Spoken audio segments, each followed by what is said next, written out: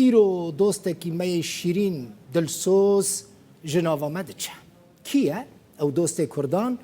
جنرال امریکی بردفک هف پیمانی ناف دولتی آل دجی داعش کلونل میلز کاگنسه کاروی ایرو بداوی هات و ایدی خاطر خواست بله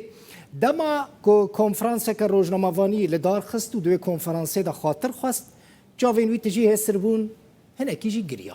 میلز کاگنس چند جاران لوی داره دوی بولتن آمده بو میوان من ما صحبته که باش کرده بو گوته بو او گلکی بشانسه که کرد ناس کرن دناو کردان دا کار کرد هر وهاش کرده بو که او دخوازه ارکیوی وره دریش کرن تی بیرا من بلکی تی بیرا واجی من جیرا گوته بو کلونل اگر بریار دست من دبه از ارکته دریش بکن لی بریار ند دست من ده وزارت برگری امریکا پنتاگون هف پیمانی ناف دولتی ادی کاری وی بداوی هانیش برکو زمانی وی خلاص بو کسی که رو خوش بو هنوی ناست کن فیری چند گوتن این کردیجی بو جنرال کی سرکفتی بو د شر دجی داعش دا پر دلگرام بو کو ارکوی بداوی ته جبرکو وی دمک دریش د ناوا کردان دا درباس کربو کردان او ناس کربون و وی کرد ناس کربون ایرو د دم خاطر خواستنه دا هزین سوریا دموکراتیک هسته او خلاص شکر روزنامه‌وان کو د کنفرانس روزنامه‌وانی دا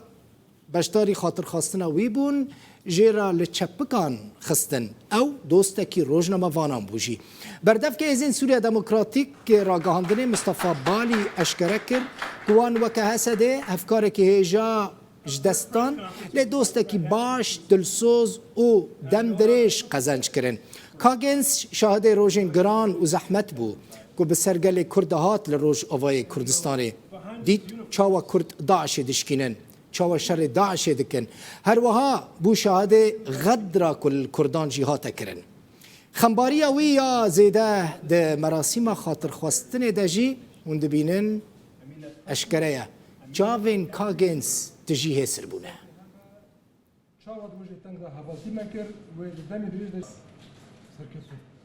بله دماکو وی خلاط دکه بر پرسه هسر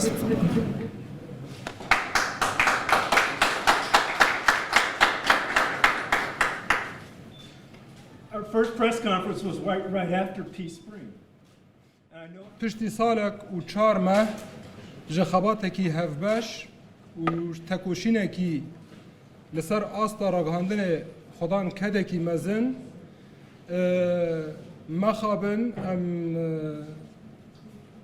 هیرو کولونل مایلز و غردکن وظیفه خو بداوی بو و وگره ولات خوی هلبته قاسی کو ام خمگینن دوستکی او قاسا دلسوز به دلسوزی کی مزن د تکوشینا لدجی داعش دا خدان کده کی مزن بو د ملی راگهاندن دا او قاسجی امجیرا کیف خوشن کوه وگره ولات خوی بسر بلندی و بسر کفتنه کی مزن سر کفتنه کی دیروکی لدجی ریخستنا داعش تروریست و بهیوین کو وظیفه کی هین بلندتر و برپرسیارتیه کی هین مزنتر بگره ام باورن کو ما هفکاره کی خواه لفرواندا کر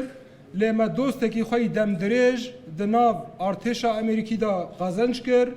اف دوستانی و بسالان دوام بکه انجامی خواه بسالان جبو تواهی حریمه جبو تواهی پیکاتین حریمه به کرد خواه به سوریان خواه به عرب خواه